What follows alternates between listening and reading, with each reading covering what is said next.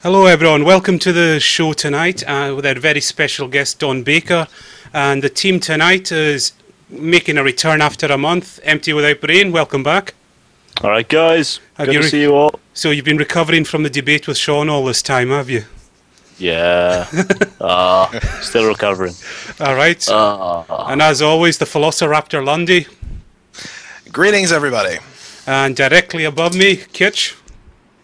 Hey all. And in the empty chair, not here at the moment, Mortimer. And yep, the silence from Mortimer. And welcoming our very special guest, Atheist Experience host Don Baker. Welcome to the show. Hey. Thanks for having me. So no problem. So I think we'll hand over to Lundy. You had some questions lined up for Don. Well, I have some basic questions that I think are fairly easy to answer. Like the first thing. The reason that we're such big fans of you in particular, Don, is because of how meticulous you are in your research for the show. And I just have to ask the question, how much time during the week do you actually spend researching stuff for the show? For a particular show, I will spend probably about 10-12 hours working on it. And Jesus. That's more time than I spend on any essay that I ever write. I gotta tell you. Shit.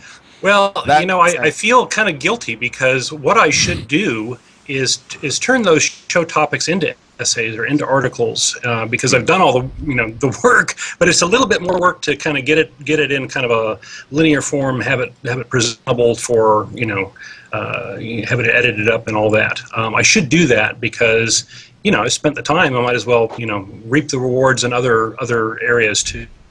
Yeah, you could also, since you guys have free thought blogs, you could also post sort of like the transcript of what you say during the episode when the episode is posted, so that people can just read through, see what you wrote, and then watch the episode and perhaps, I don't know, skip to the calls like they usually do. Right, yeah. Right. The shows end up being kind of raw in the sense of it's the first time I'm presenting it. Sometimes there's things that don't come out very clearly or things that I wish I had said, these sorts of things. So you get another chance at it when in written form. Yeah. The other question that I wanted to ask pertaining to the show specifically was what got you involved with the show and the organization? Oh, I had a kind of a bent for teaching.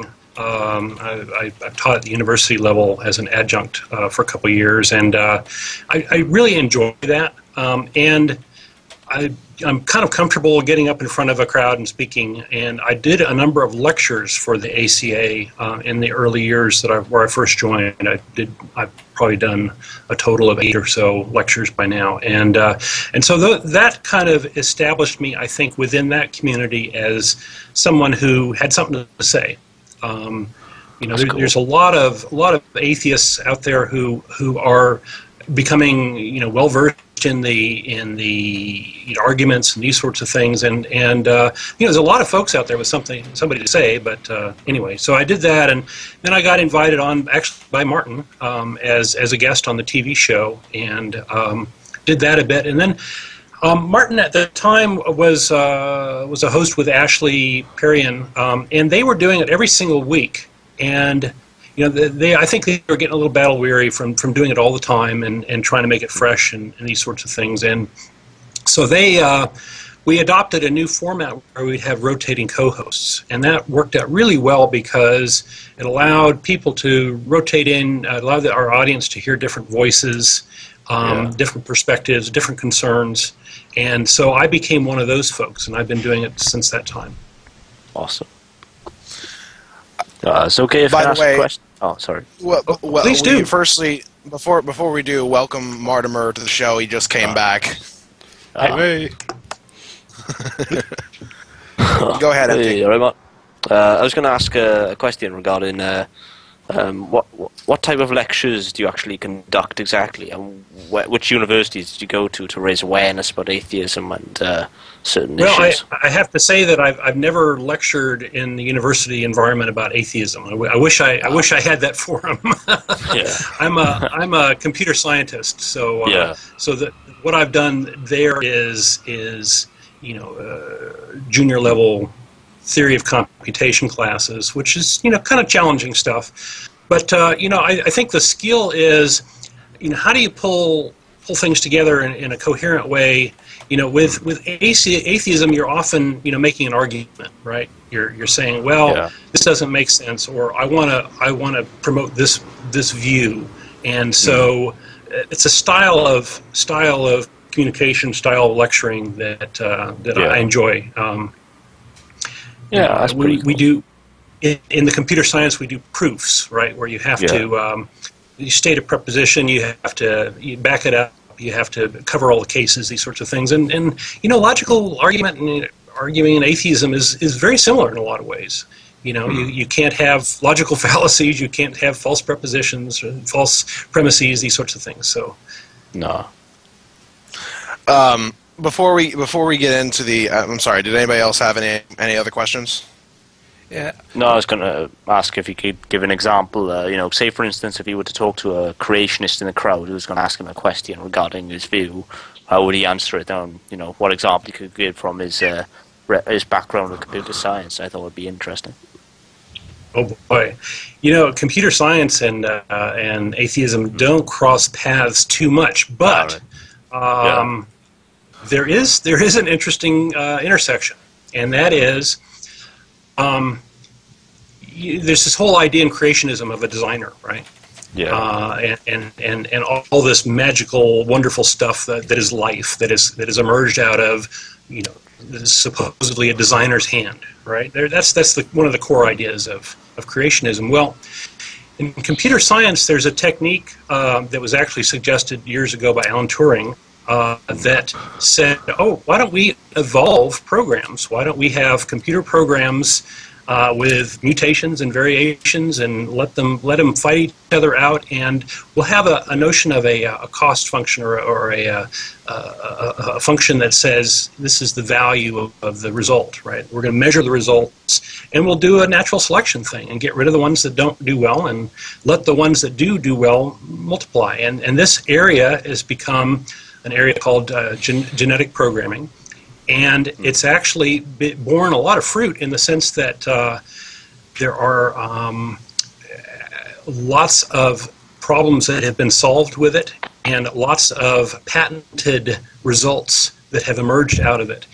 And so here's an example where you have the evolutionary process in its raw, pure form producing intelligent results.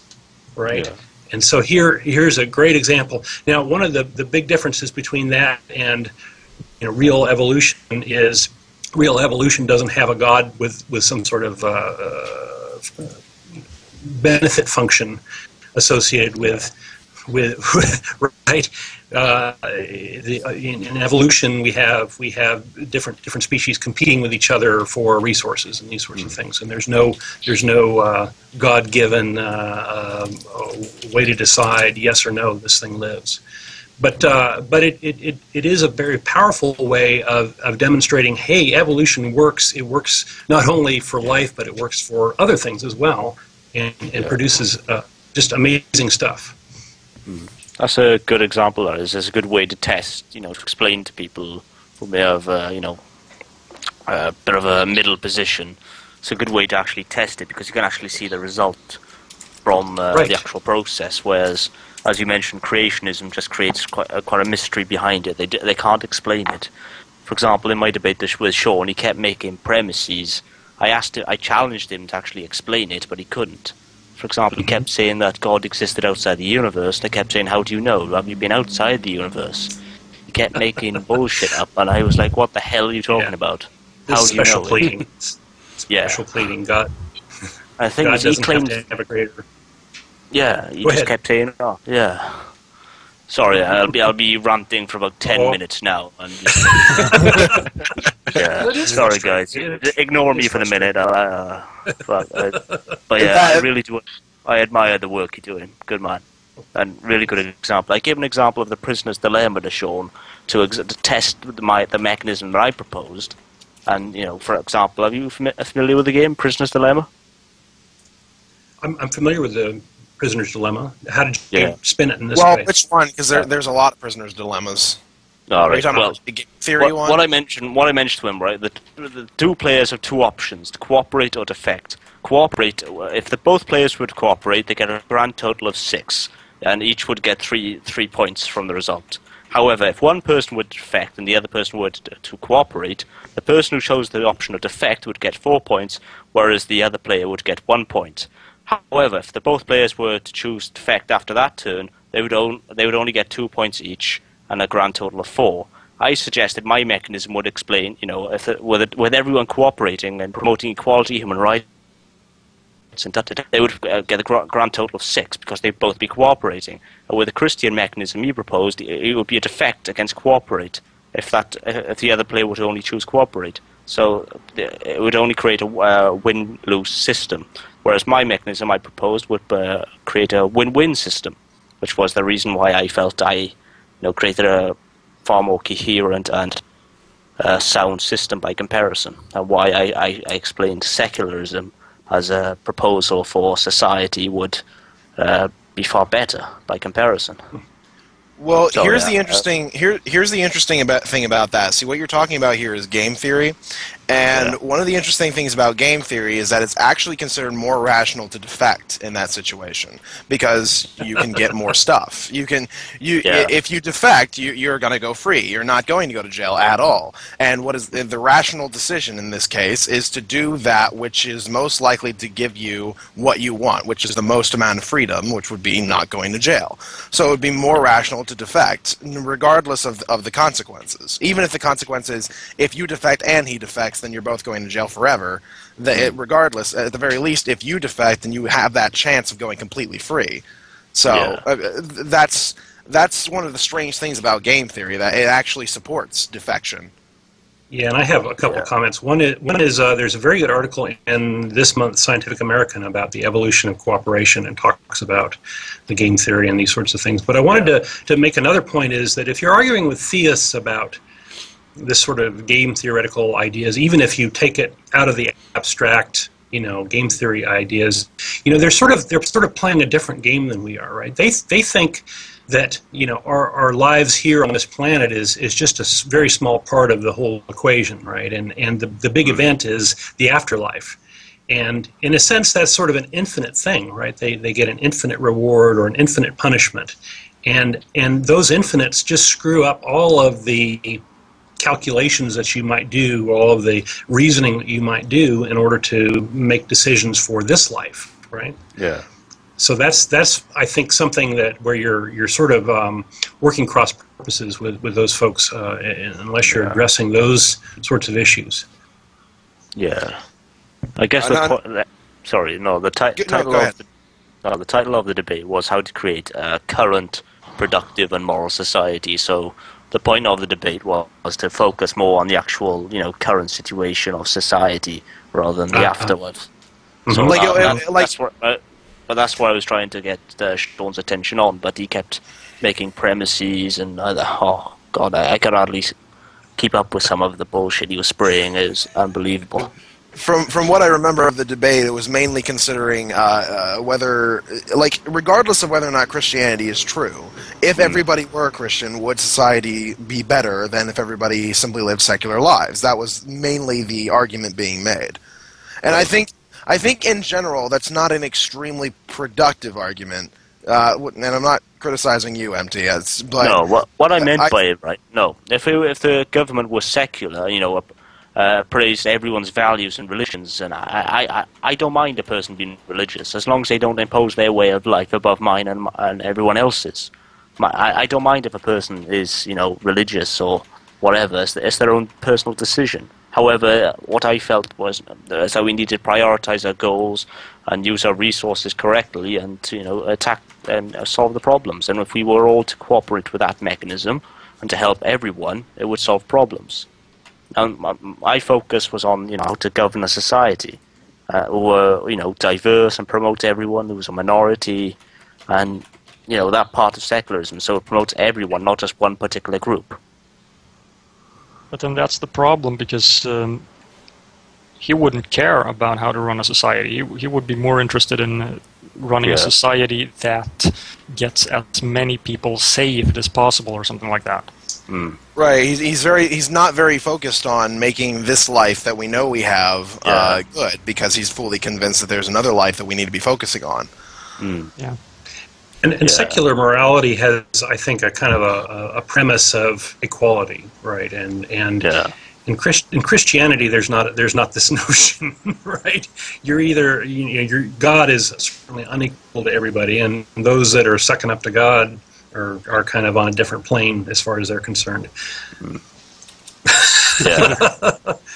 So in a debate like that, I think it would be very important to get your premises out early, right? And this is how we start on things, and then argue the premises. Yeah. Yeah.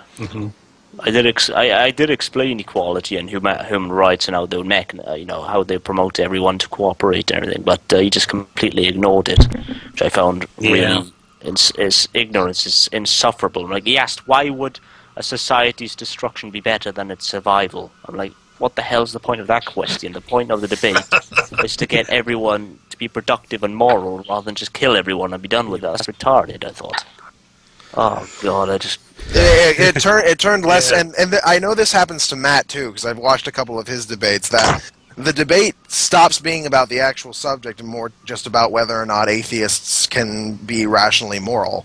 And that's what most of these debates tend to go down into, and it's extremely annoying because they refuse to stay on topic. Yeah. There's lots of rhetorical tricks that get used. In the debates, the Christians don't usually play fair.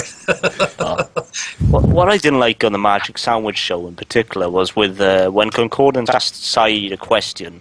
Saeed immediately came back with a question saying, "Do you believe this reality exists and whatever?" And Concordance said, to a certain extent, and 99%, since there are unknowns in the universe that we're unaware of, like, for example, this could potentially be a Matrix universe, but he's 99.9% sure there's not. Saeed responded and said, "Oh yes, thank you for your time, you failed." And I'm thinking, shut up. Yeah, they use tricks like that. It's retarded. Yeah, that gets into the whole presuppositionalist argument, which always pisses me off. Yeah. We have a few questions. We have a few questions from the chat room. The first question. Can I just say something before you go ahead? Go ahead. Because when we're on the topic, I'd like to see you guys address presuppositionalism on the Atheist Experience. Okay. That would be fun to see. That would be fun. Yeah. The first question we have is absolutely honestly, how many of the theistic callers do you get that you think are pose?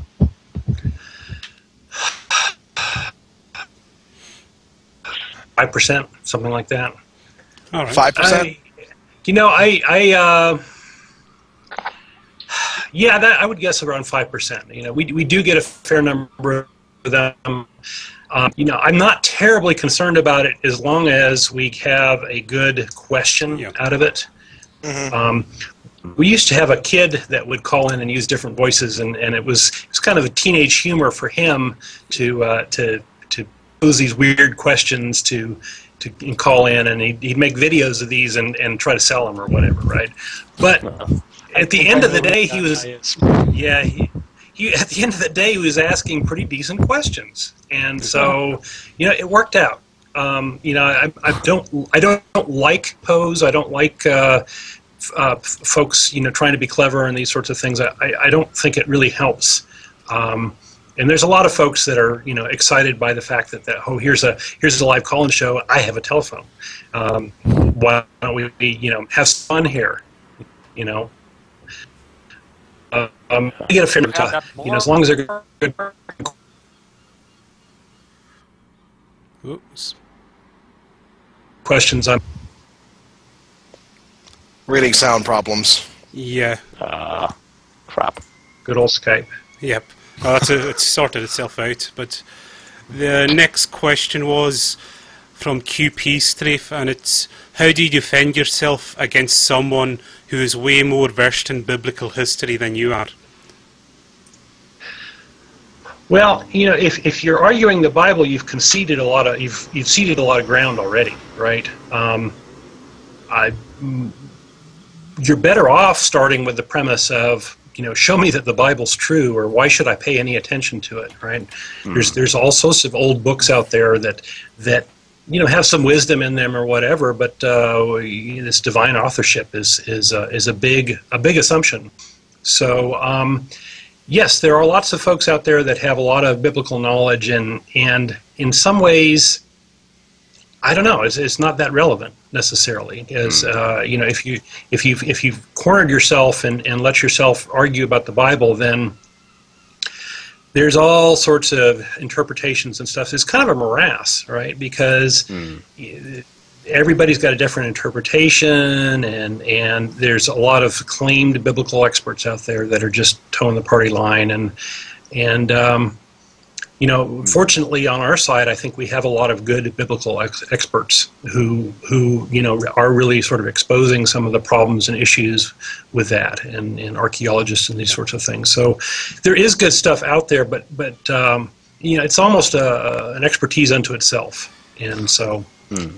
That just sort of reminds me of this thing that one of my friends once said. And one of my friends said, it's just easier to believe in God. I asked him why, and he said, well, because if you're an atheist and you're arguing against all these theists, you have to be a scientist, a philosopher, an archaeologist.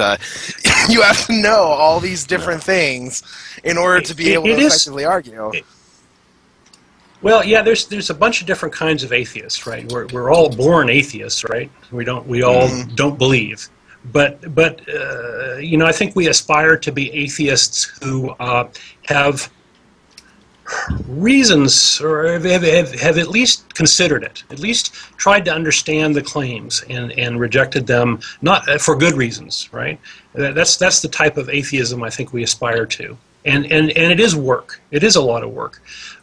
Fortunately, I think for us that there aren't that many arguments from the Christian side, and they just kind of get recycled over and over again, many of them, and after some amount of time, you start to hear them all, and at some point you get the idea, well, there's nothing new under the sun here. No.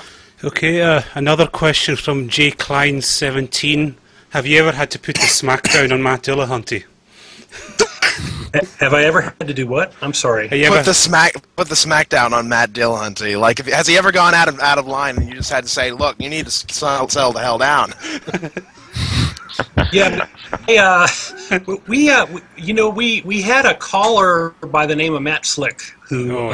Oh Jesus! I don't know if you remember that, but fortunately we do. Unfortunately, yes. Matt and I had a big disagreement about this. I don't know if you were on the show, and Matt Slick gave his argument, and I had an issue with this idea that logical absolutes exist outside of our mind. Right? I thought it was a model. Anyway, so I went that direction, and you know, Matt Hunty thought this wasn't good TV, and that we treated the caller badly and these sorts of things, and the caller certainly whined a lot. But he got a chance to call back later with Matt Dillahunty on the show, and they had a whole episode of going back and forth. But Matt Dillahunty and I, very, very different approaches on how we would deal with that particular argument, and actually.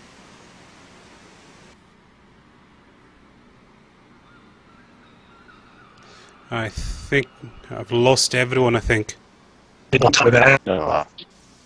Oh, so no, you're all back now. It's froze there for us. It's just Skype tonight, that's all. Yeah. Freaking Skype, Christ. Yeah, sometimes it's on your Every side. time. Yeah.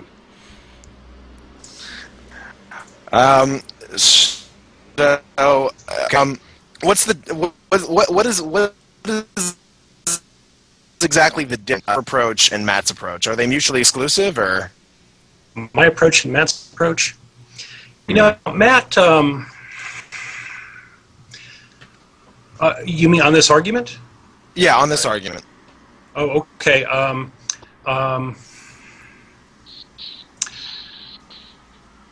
Well, I guess there's a bunch of holes in this transcendental argument against God, or for argument for God, rather. Sorry. There's a bunch of holes, and I think there's a challenge among atheists to identify the holes and to decide your plan of attack. Right.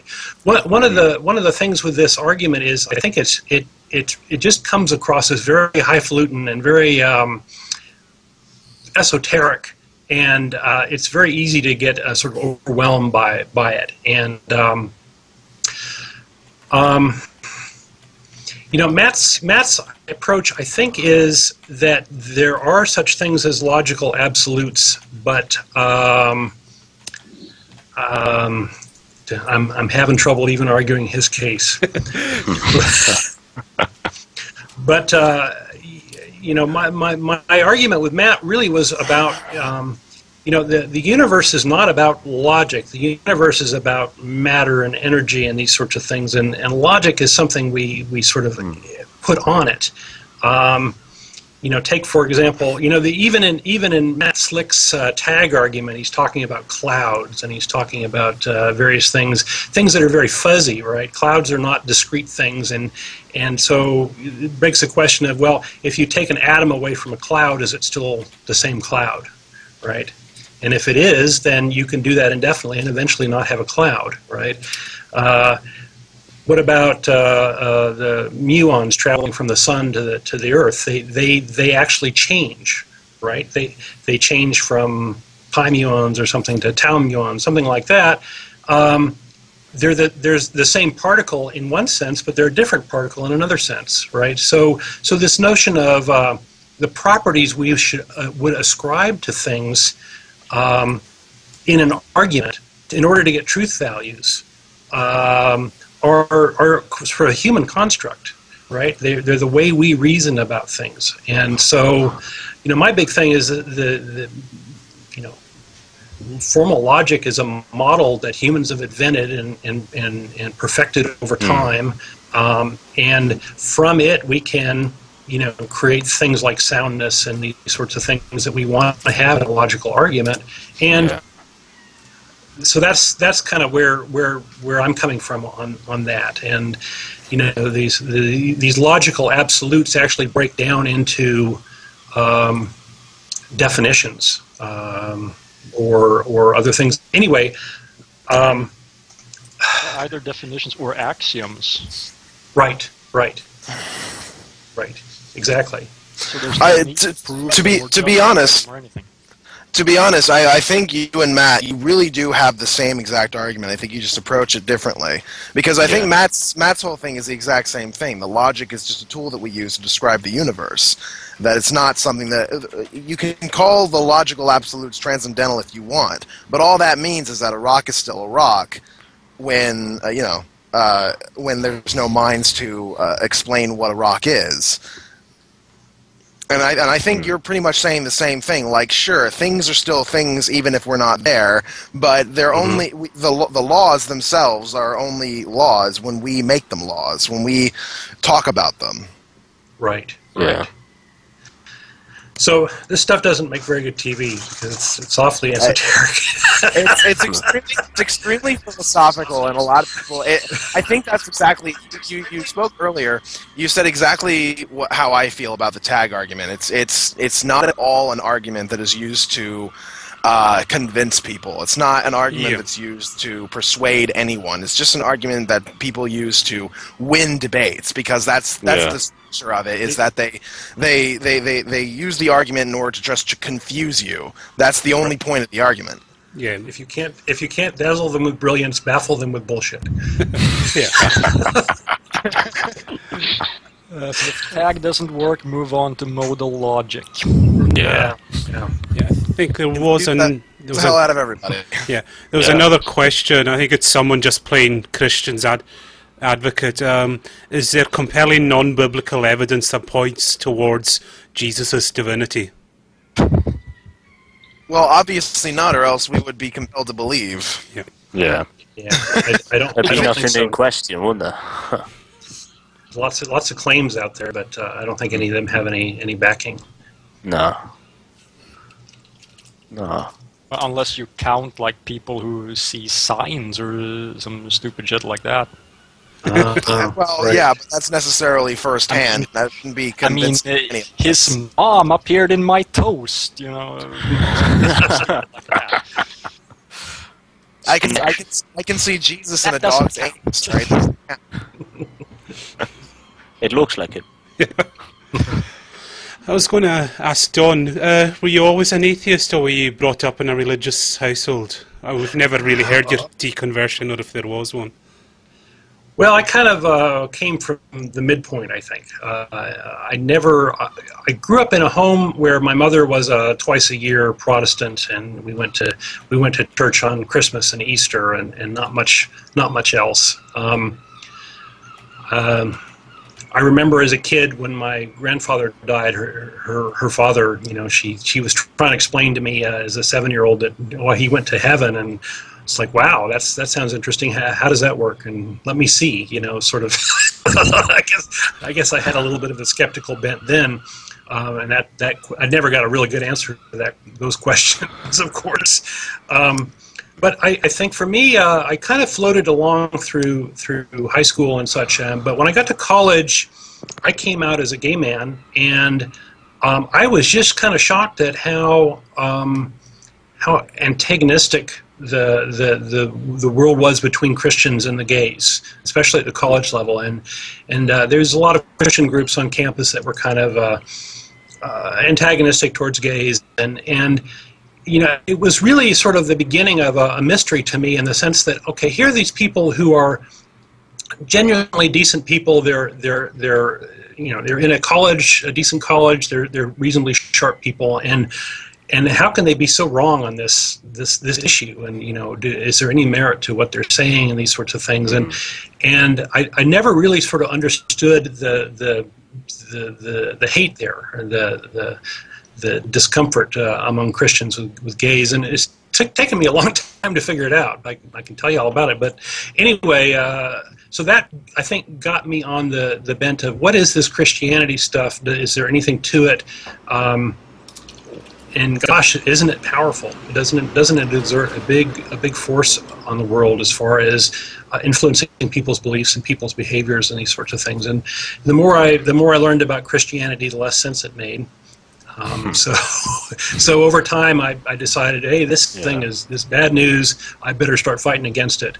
And you know, a lot of folks who are gay, you know, get involved in gay charities and these sorts of things. And I actually feel like atheism is that for me, because I feel like I can go on the attack against the people who are really causing the trouble for gays. And a lot of humanity, not just gays, women, and you know, other religious minorities and these sorts of things. And I can be more effective as an atheist, I feel, in going after these folks. Yeah, so that's a very brief story. I have a longer version of that as a testimonial on our website. The atheistcommunity.org has a testimonials section. Oh, I didn't know you guys had a testimonial session. I mean, that's kind of weird. Yeah. It's kind of weird that you have a testimonial section, because to me that tends to be reserved for the religious folk. Well, yeah, they're all stories about how, you know, different folks came to atheism, right? And how they came to be atheists, and it's interesting because there's a lot of different starting points, right? And we're all sort of ending up in more or less the same point. But I think one of the big commonalities is a lot of folks, you know, end up doing 7, 8, 10 years of questioning and study, and does this make sense? And can I, you know, figure this out? And you see in the United States, I'm not so sure about where you guys are, where a lot of the folks that are atheists in the United States, they tend to be in their 40s and 50s. They tend to be men. And so, you know, atheist groups tend to be very male-dominated of that age, and my age. I'm just completely thrilled that young people like yourselves are out and visible and being advocates. I think that's really awesome, and I think that's the key to making atheism stronger. is, if we're not wasting 40 or 50 years of our lives, mucking around with religion or promoting religion, then we're going to get rid of it sooner, I think. So hats off to you guys. Thanks very much. Hats off to you as well. I mean, the Atheist Experience does a lot towards that. In fact, I don't talk about it a whole lot because it's not exactly a time in my life I was very proud of. When I was, I think, about 16, 17 years old, I was one of those militant agnostic kind of guys. One of those guys who's like, I don't know and you don't either, and you can't be an atheist because that's dishonest just as much as the Christians are. And it took me a while, and your show, actually, the clips that are on YouTube, helped me realize that's actually kind of stupid of me. I really shouldn't do that. Well, that's a small sin. I accept your confession. Yeah. There's someone asking, is there any theist or atheist in particular you would really love to have on your show, Don? Well, pick one atheist and one theist that you would really love to have on. Oh, William Lane Craig, I think, would be good to see if we can take him down a notch or two. That would be fun. That'd be face palms galore, but there, I think. Of course, he would never do it. I know he would never do it. So he would never do it, right? I would love to see Jeff D go off on William Lane Craig. I think that would be Jeff D just going nuts at him. I want to see Jeff D versus Neff. As far as atheists, I'd love to see maybe some of these atheist biblical scholars. I think it would be good for us to have a guest of that cachet, Robert Price or Bart Ehrman or Anthony. I'm sorry, Robert Price. I think it's one of them. Robert M. Price. Oh, you're right. Yeah. Yes. The Bible Geek. So. Bible Geek, yeah, he's awesome. He's awesome. In fact, it'd be tough to get the benefit out of him in just an hour, right? Because their knowledge, especially his knowledge, is so deep that you really want to pull a lot out of them if you can. So those would be maybe some of the folks I'd want to have on. Yep. Cool. I just got a PM through the Skype there. They were saying, is there numbers about the ratings of the TV show? How many people watch it? In other words, is there any hope for Texas? I missed a little bit of your question. Yeah, they said, do you have any idea of the ratings of your show? Like, and he said, and that relates to, is there hope for Texas? It's funny because we have better statistics, I think, on our internet. Right, we have the people getting the podcast. We have people watching the full videos, and then there are a lot of fans who do us a tremendous service by making clips of the show and posting them on YouTube. Little gems, usually calls, and that's awesome. As far as the local audience in Austin. We have no clue. We don't get any feedback from the cable company, and unfortunately, they've moved the digital channel, or the channel that we're on, to a digital TV, and a lot of folks who are just channel surfing don't tend to jump through those channels. So I think we're actually reaching fewer and fewer local folks, but we've been there, in that niche, in that audience for 13, 14 years now. Wow. And a lot of folks in Austin are aware of us and gotten used to us, and it's not a bad place to be an atheist. I've heard Matt talk about the area around Austin, that they're pretty liberal and accepting of atheists. But apparently it's not that far away. There's another town that he would never go to. And if they had the show there, he'd be like, I'm not going there because they'd slash my tires. Oh boy. Yeah. There are conservative Texas towns. I wouldn't necessarily feel in danger unless I were out provoking folks, and there's no real need to do that, right? We have the forums like this to express our views, and you know, it's good to have forums like this where theists can interact with us, right? Because we can have debates, and we can, even online forums are good for that sort of thing. They're kind of a safety valve, right? They allow folks to explore each other's views and debate and argue without any negative consequences. So, Are you allowed the to internet's a great thing. Sorry. Go ahead. Yeah. Are you allowed to advertise the show within the area, like, you know, put posters up, the Atheist Experience, connect with us on the internet, or come to our, you know, bring us up on our television show or anything like that?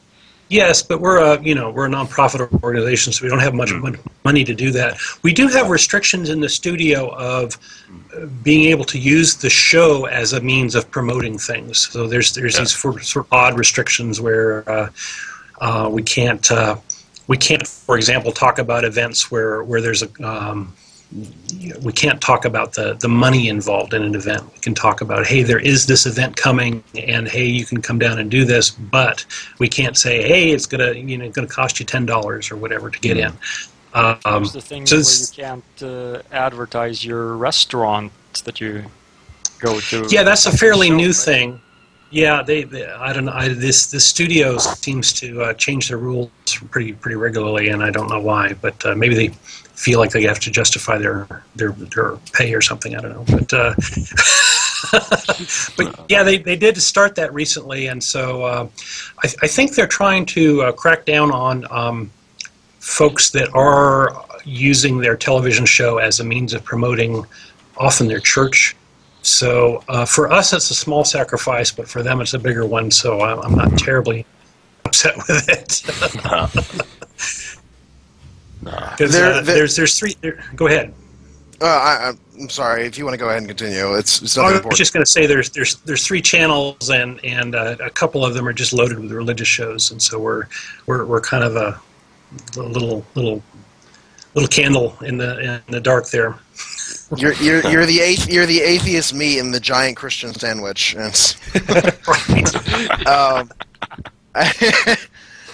was I was talking to a guy that I know. He calls himself a spiritualist of some sort, and one of the things that bothers him, and it bothers me as well, is this growing sense of extreme anti-theism in the atheist crowd. People who want to outlaw religion and superstition and say you are now not allowed to believe that kind of stuff. And to me that is extremely draconian and Orwellian, and I don't support that at all. What's your opinion on that? Oh no, I agree with you there. I think that the way to address theism, and I consider myself an anti-theist, right? I'm pretty hardcore in that respect. But I would not want to meddle in someone's rights. I just think that's the wrong approach. I feel the best approach is to use my free speech rights to raise questions and challenge folks and be an advocate. And if anything, this public access TV thing has made me very appreciative of my First Amendment rights, my free speech rights, and how precious they are. And I feel like it's important to do something when you have that capability, right? When you're on, do something of value. Because it really is very precious. So that's how I try to address it.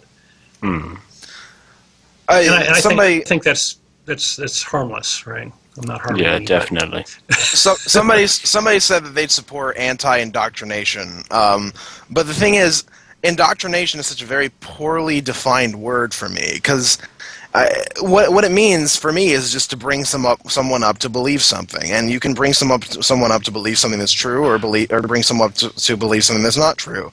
So if we outlaw indoctrination, to me that would outlaw all education. It would outlaw teaching anyone anything. So I wouldn't be able to support that either.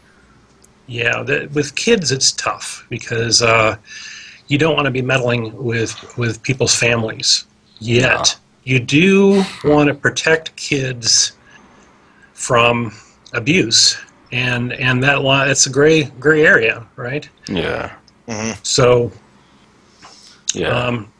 I think education is changing the culture is the best way to address a lot of these things. It's going to be slow. It's going to be a slog, but that's ultimately what's going to fix it, I think. Yeah. I'm working on it. Okay, good. Hey. Teacher. I had an interesting conversation with a Christian last night on Skype. He's one of those moderate Christians. He doesn't believe the Bible literally. He doesn't take most of it seriously at all, actually. And he told me something interesting. I knew one thing first, that biblical literalism itself is fairly new as far as biblical interpretation goes. It only goes back like 120 years. But he told me, he goes, if you really are a biblical literalist, you can't make sense of the Bible because the stories themselves are so poorly written that you wouldn't be able to make any inferences. Like, look at the binding of Isaac and Abraham and Isaac. What exactly can you tell from that? You got one verse saying God telling Abraham to bind Isaac to a rock for sacrifice, and then the next sentence is essentially Abraham going to Isaac and saying, "We're going out." But you don't know anything about what Isaac is thinking. You have no idea if he isn't fully intending on sacrificing his son, or if he thinks that this is just a test and he has no intent of actually going through with it. In another sentence, you have Isaac telling the family, "We'll be back." So apparently Isaac thinks that he's going to be perfectly okay. So if you're going to take it literally, what exactly are you discerning from that? It's extremely impossible to do that. Yeah, I mean, a lot of the Bible stories are that way. They're very airy, right? They don't have much substance to them, and you're left to fill in a lot of blanks.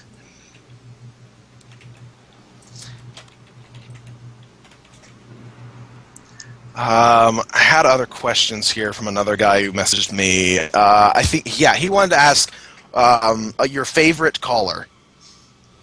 Oh, jeez. There was one I didn't actually participate with, but he was a caller who ended up answering all of his own questions, and that became a popular YouTube video. I remember that. That wasn't Caesar. That was someone else. I remember because he asked. He goes, "Why don't you guys believe in God?" And Matt was like, "Well, why don't you believe in unicorns?" And he said, "Well, because it's a fairy tale and it's not true." And they're like, "Exactly. That's exactly it." If that wasn't Caesar, it was definitely someone who sounded a lot like him. Yeah. Yeah. Well, Caesar is a relatively new caller in the last at least 3 or 4 years. I don't think he went back that far. But. No, okay, maybe. I think he went back like a year, and then he stopped calling for a little while, and now he started to call lately. I like Caesar as a caller, to be honest, because he provides some decent conversation. But I mean, he's not providing any actual valid points, but I do like when he calls in. No, seriously, it had been a long time when he called in at one point that there hadn't really been any of these really stupid callers that made me roll on the floor like JR or someone like that. And then Caesar brings up the cell is so complex, and he says the cell is more complicated than a human brain. And I literally fell out of my chair. Literally. What are you talking about? Relating to a caller, Don, I've got to ask, you're probably the one guy that hasn't kind of cracked when dealing with Reuben. You remember Reuben? Yeah. Mister, Yeah. why are we the only people who are able to do what we're doing And right he just now? repeats the question over and over, not listen. How have you not managed to crack with? I think every other host cracked at some point with him. Oh, well, you mean broke out laughing, or just you mean lost got angry? Yeah, or? got angry. Because pretty much everybody I've seen dealing with Ruben have lost their temper at him, be it like Matt or Jeff or Martin. Everybody is just like, you are an extremely annoying caller. You know that. I guess I have a lot of patience. You know, Tracy's made the point that if you're getting riled up, then something's wrong. You know, if you're laughing, then that's just kind of how it hits you. But if you're getting angry, then you're letting these folks have too much control over you, I think. Yeah. So Okay. I don't know. Right, feed the troll. Right. So I don't know if I succeed in not getting angry or not getting upset, these sorts of things. But you know, in some ways, you know, one of my hot button issues, I think, is reproductive freedom, and how, you know, Christians are going overboard, forcing women to bear children that they know they can't have, these sorts of things, or they know they can't take care of. That gets me pretty riled up, and so maybe just haven't had quite the callers yet to push my buttons, but you know, certainly Jeff has his buttons, and Tracy's pretty even-headed. Matt gets wound up every now and then. Good for him. I'm sure it's entertaining for everyone. But Martin what I love about Martin is he's very quick to start getting condescending if he thinks that somebody is actually an idiot that's calling, and that's something I love about him. Before you answer this next question, I want to go ahead and pose my own answer that I think will probably be your answer. Okay. The question is, what is the strangest caller that you've ever gotten? Not the most unique or anything like that, but what is the strangest? And I think that the answer is that one witch doctor that called in saying that you can see the spiritual realm if you bring a mirror to a running river and you put it in the river and you look into it and you'll see the spiritual realm. That's my guess. No, yeah, that's pretty high up there. Go ahead. And I think he also said you had to be in the state of mind like a baby will play with its own poop or something like that. So Oh my God! Yeah. No. Yeah, I have to say, as a category, the New Age ones are just weird to me. This New Age stuff is just a head scratcher. It's so incoherent. It's such wishful thinking that I just can't make sense of it. Christianity, I think I've invested the time, for better or worse, to understand it, or at least understand what the claims are and what the goals are, or what people believe. But the New Age stuff is. It's very vague, yeah. There's a big difference between them, because the Christians go ahead and define what God is. They define what God is. They define what heaven is. They define what hell is. They define a lot of the stuff in their doctrine. That makes it a lot easier to argue against. But the New Agers are all like, it's all just this energy that you have to just experience. And it's, what exactly are you talking about when you say energy? Well, you know what I mean when I say energy. No, I don't. That's one of my hot buttons. Oh yeah. Being, having a background in physics, when New Age nutters start talking about energy, that just. Right. Or their quantum stuff, you create your own reality, sort of thing, or you create reality. That one too. That's annoying. Oh, yeah. Well, like I say, now that we're on that subject, Lundy, shall we head into our quiz for tonight? Yeah, since we went ahead and did the first hour already. Everyone in the room can play along with us, so we'll see how everyone does. Here's the quiz. Zulu went ahead and wrote 10 things. Half of them are actual quotes, and half of them are made-up quotes. And these are all quotes that are ascribed to Deepak Chopra. And the question is, can you discern a quote that is given that is just randomly generated, and it's just a bunch of weird terms just kind of thrown into a sentence to make it sound like it's okay, and an actual Deepak Chopra quote? So here's the first one.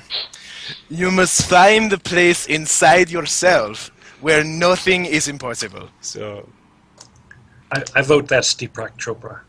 Yeah, me too. That's my vote. Kitch? I'm going to guess random word that's thrown in. Empty? Yeah, I'm gonna say it's the Deepak Chopra, the guys. Yeah. Okay. So, it sounds like something a guru would say or something like that. Yeah. That is indeed a Deepak Chopra quote. Okay. Ding, ding, ding, ding, ding. Okay. Yay! Kitch loses. Number 2. In the midst of movement and chaos, keep stillness inside of you. What? Okay, that definitely has to be random. That's random.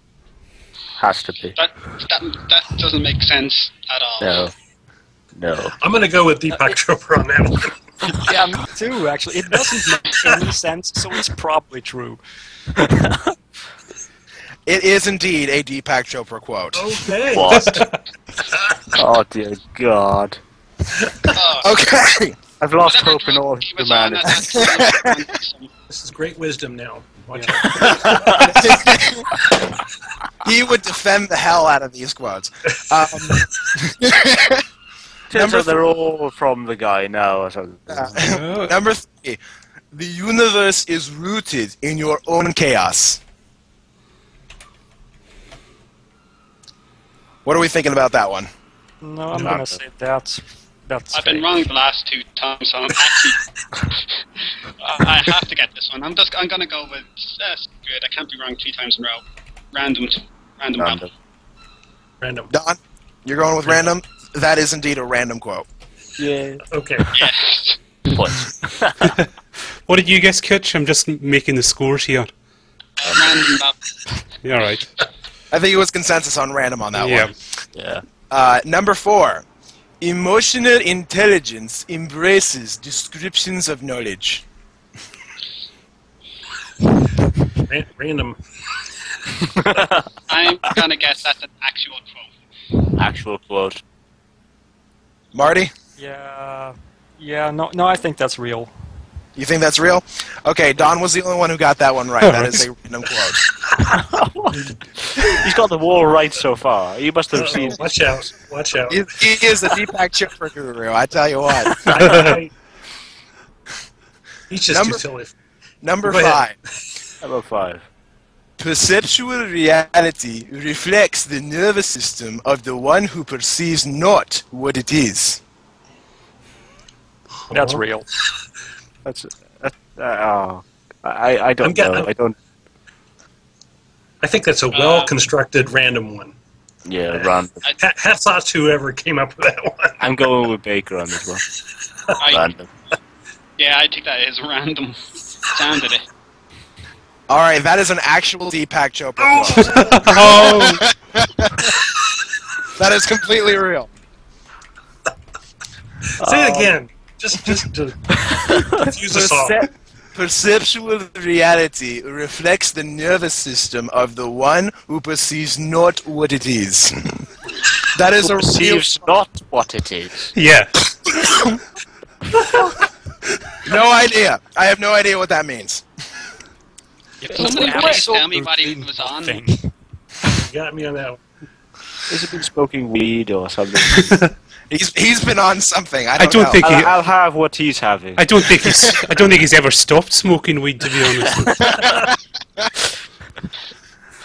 Number 6. Hidden meaning heals unique opportunities.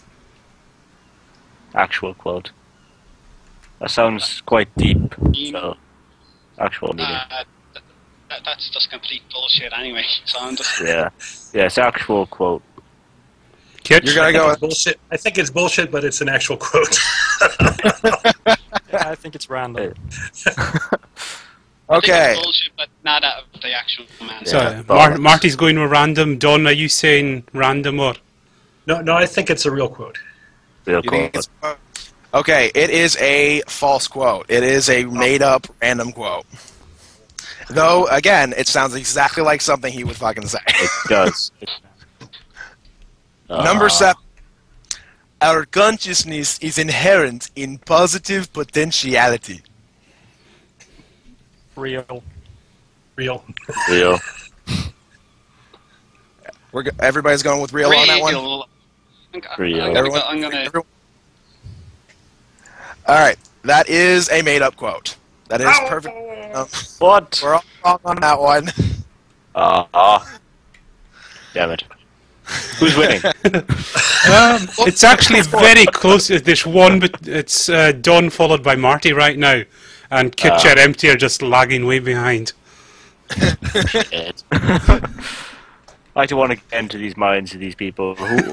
How do they construct these quotes? What goes in their head when they're thinking? It's a random quote generator. You can actually find it online, where you just refresh the page and it comes up with a new quote. And essentially, the quotes are just words that Deepak has said, and just putting them into a sentence randomly. Right, I'm going to look that up now and answer your question. Number 8. Choperizer. Okay. Random The unpredictable requires intricate reality. Hang on, give me a sec. Random. That's real. I'm going to say that's real. I'm going Marty? to guess real as well. Real. It has- Real. I'm going with random. Okay. on that. Okay, so Don's going with random, everyone else is going with real. That is random. It is a random quote. God damn it. Fuck's sake. I have a very bad track record with Maybe this. I can make some money Yeah. to making things like that. The grand prize of knowing Yeah. his heart. Number 9. The brain evolves as consciousness evolves. That has to be real. I think I'm that's going to real. go with real again. I've got to be right this time. Real. Kitch? Real. That is a real quote. Everyone's Yeah. right. How many points have we got now? 2. You have 2 quotes. All right. Yourself and Kitch are level, so you're both. I suck at this game. I've got 2. Can I still win? No. Number 10. Every no to this moment is a contraction of awareness. Openness is expansion. What? Real. Yeah. Marty? No, I'm going to say random. Kitch? Get I'm going to go with random. Empty? Real. that is a real quote. Yeah. I'm not last. So, final scores. Kitch, you got 2 in 4th place. Empty Empty in 3rd place with 3. I came to it. Marty, you got 5. And Don, you got 8. Oh boy. That's pretty good. Yeah, that's quite an honour, yeah. That's pretty good. He's researched these guys. He's done Let's 10 hours not research on these people. He's dealing with New Age stuff for a long time, he knows. Yeah. He's done his research on 10 hours. Was that 10 hours a week or 10 hours per show? Or It's per show. Per show. per show? A bit more than me, but fuck. It's about what you'd put into a lecture if you're going to do a lecture. Fuck. And you've researched these guys then, have you?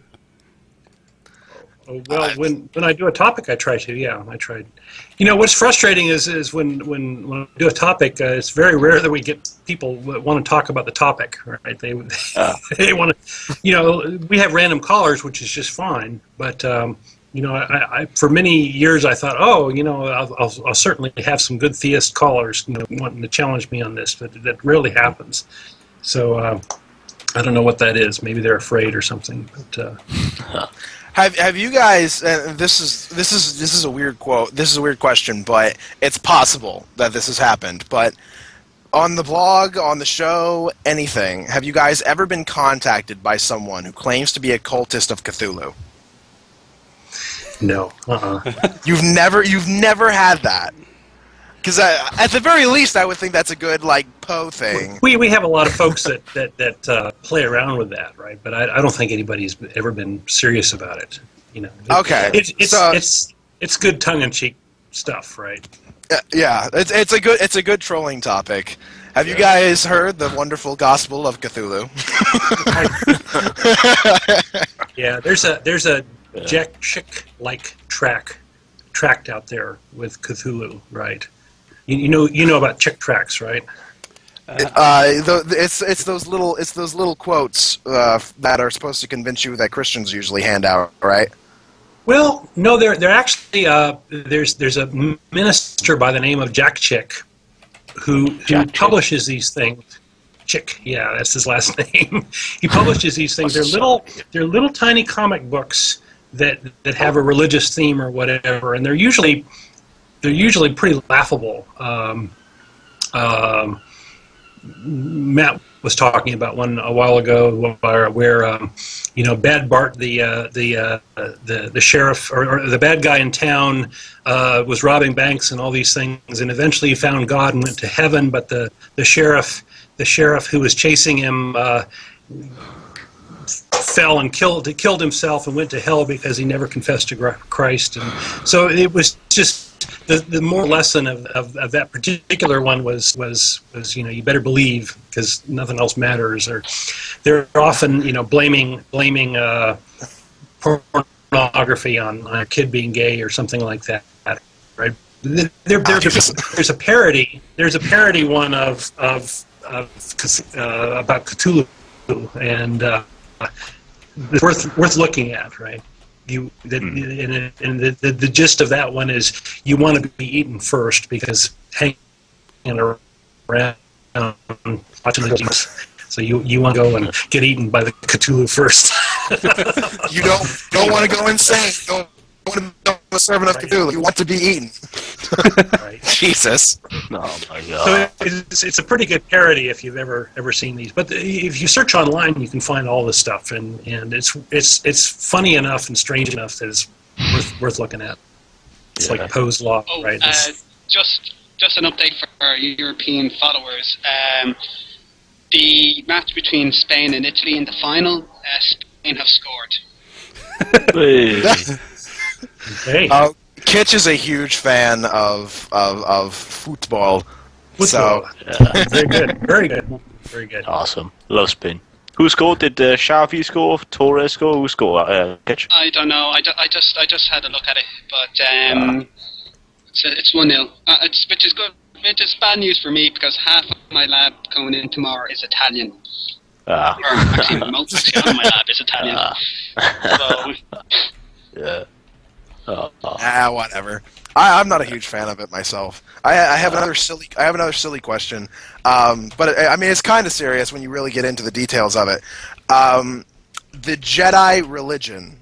If there was a Jedi religion and a Sith religion, which would you more likely be a follower of? Do I get to have the religion be true? Yeah. Oh, being a Jedi would be awesome. That would be fun. Because all this stuff, I want to be able to.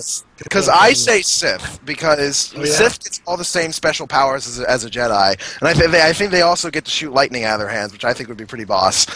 But That'd be awesome.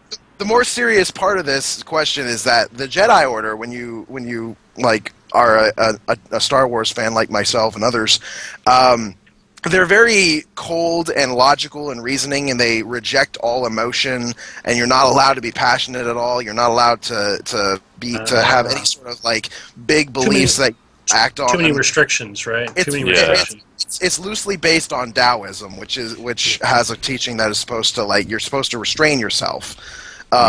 In the face of things that you think are unjust. So I would go with the Sith, mainly because they allow for that kind of thing. They not only do they allow it, but they tell you you're supposed to embrace it completely. Your emotions are extremely important. Okay. Well, I wish I could combine the two and have the logic of the Jedi and still the emotion of the Sith, but they're two mutually exclusive things, so it's weird. But I suppose you could always say that the Jedi religion is cool if you only count the original trilogy. Yeah. Just the prequels are the ones who fucked it up. Yeah. The prequels fucked everything up. Yeah. So I always contend that BioWare should have taken over the sequels because whenever they do like a Star Wars game like the last one, they usually do a very good storyline. Yeah.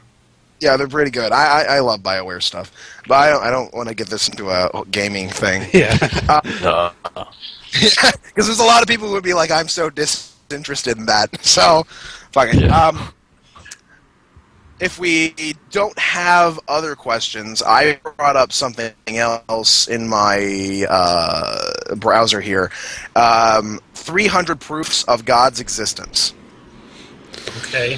This is We're not going all through all of them, are we? Or- no, this is pick a number. So This is going to be pick a number. What we do, and Don's not aware of this, what we like to do is we like to say, we like to pick a number, I scroll to the number, and I give the proof, and then we debunk that. oh, should Okay. That's sort of what we do. It's a lot of fun. should we get our favourite narrator for this one?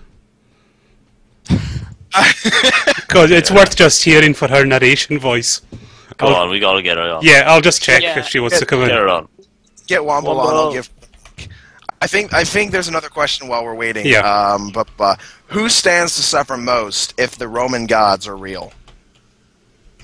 I suppose the Christians, right? Because they didn't tithe to the Roman gods, right? Well, right, true, but none of us have, so that's kind of we're kind of background. Yeah, but we have things like cereal, right? So that's a type of tithing, right? That's an honor, a tribute to the god of Ceres, for example. We drive Saturn. Eating Weetabix. I don't know what they would consider to be tributes. It's completely lost on me. Yeah. Yeah, the Also, Greek and Roman gods are at least still part of our culture, I think. So. There's also Pluto being demoted. So like some guy actually officially demoted Pluto from being a god. I don't know how you do that. It's sort of like when Catholics go ahead and just make something up about their religion, like, oh, now there's a purgatory. Where'd you pull that from? I don't know. We just made it up. Right. Are you Okay. referring to Neil deGrasse Tyson? Hello.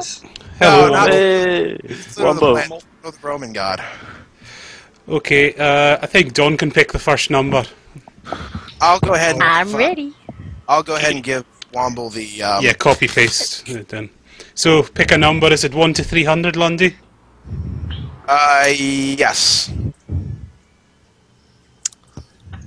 Oh, you want me to pick a number? Yeah. Yeah. Go for Oh, you know, probably the best ones are early. I would imagine. Maybe why don't we go with 69? Yeah. Perfect.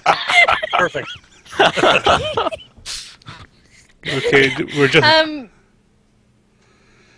Yeah. Is this what you want me to read? Yep. Yeah. What comes in the chat? Read in your nice little apologetist voice. Yeah, in your narration voice. I will just make up some random voices for you as I go along. Okay, take it away. Whoa! Oh, 69, it'd be argument from evil spirits, like. This is just facts, like. I've won. I've just had contact with evil spirits, too. Whoa. Oh, this... Barely understand you, Womble. Whoa. I can barely understand what you're saying. I couldn't understand that either. I could hear that at all. 69. I feel like we're back at the Deepak Chopra quotes again. I can't understand what the hell is going on. No. What? The words connected together. Alright. Listening to me. Yep. Okay, Yeah. so try again in a different voice this time. I was, but you were just ignoring me. Okay, this time, everyone. Oh, no Hang technical on. difficulties. Wait. 69. Evil spirits. 1. I've just had contact with the evil spirits. 2. Therefore, God exists. That's the whole argument. I've just had contact with evil spirits, therefore God exists. How do you even make that leap? That's like a complete. They're evil. Yeah. How Random- so many I think we can do better than that. There are so many problems with that. Like, how do you know that they're evil? How do you know that they're spirits? How do you know that you've had contact with evil spirits? How the hell did you jump from I've had contact with evil spirits to a god? There are so many problems with that. Like, I don't even know where to begin. I think they ran out of steam a little earlier than 69. Oh yeah, we have to pick a lower number maybe. Yeah. How about number 5? Okay. Number 5. Hang on. Number 5. Bearing in mind, number 5 is alive. What? Oh, you fail! A modal ontological argument. Oh no. 1. No. God is either necessary or unnecessary. 2. God is not unnecessary, therefore God must be necessary. 3. Therefore, God exists. What the fuck? So he's I- neither. Did you say he's neither or either? Either. God either necessary or Either necessary. necessary or unnecessary. I Does it hate that answer why argument he's so necessary? Does it answer why he's necessary, or just says that he is necessary, therefore he exists? Yeah, they're saying God is necessary, therefore God exists. What's he Yeah. necessary for? I think they're exactly? starting with a false dichotomy, right? Yeah. It's trying to define Exactly. God into existence, and necessary is what they're fishing for, right? But is that even appropriate for God? I don't even understand what God being necessary or unnecessary really means. And it doesn't specify the particular god. It could be any god in general. It could be Pluto, Yeah. Zeus, Sure. Allah. Yeah, you or see any- that in a lot of arguments. Most arguments, yeah, most arguments do not distinguish between the different gods, and I think William Lane Craig, whenever he argues for God, he specifically says, "I'm not going to be arguing for the Christian God here. I'm just going to be arguing for God." But to me, the deistic like position. if you believe in something that's more than the deistic position, then to argue for the deistic position is necessarily a disingenuous act. You're arguing for a God that neither one of us believes exists in that case, and why? There's no reason to do that. Yeah. There's a question in the room. It's a bit dishonest. Right? Go ahead. Yeah, sorry, there was a question in the room. It's just relating. Do you get a lot of people show up for the after-show dinners? We do. We have very often around 30 people or so come to the dinner. It's probably one of our better attended events. Yeah. And there's another question for the room. Are we in the jungle? That's our chat room for you. Wee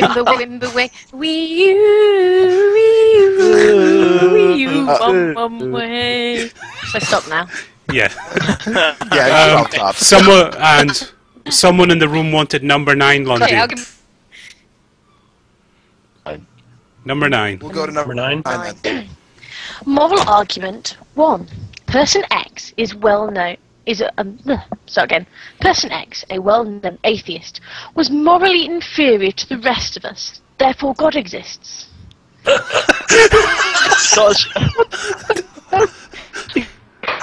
That's literal. That's retarded. Atheists are less Hold on, moral than hold us, on. therefore God exists. Yeah. No, here's the thing. So here's the fact about that. Christianity could be completely false and still make everybody a 100% very good person. Atheism could also be true and still make everybody a perfectly reasonable, logical, moral person. So regardless of whether or not anyone is a bad person, it doesn't reflect on the truth of what it is that they believe. So, I mean, that in itself is just an ad hominem. Kind of. Explain what they You're mean by, about- you know, Yeah. so I have to go through and explain what they mean by moral. Like, I've heard a lot of moral You can easily arguments. turn that argument around on them. You can easily fit the argument and say, okay, Christian X was an even worse person. Therefore, Christianity can't be true.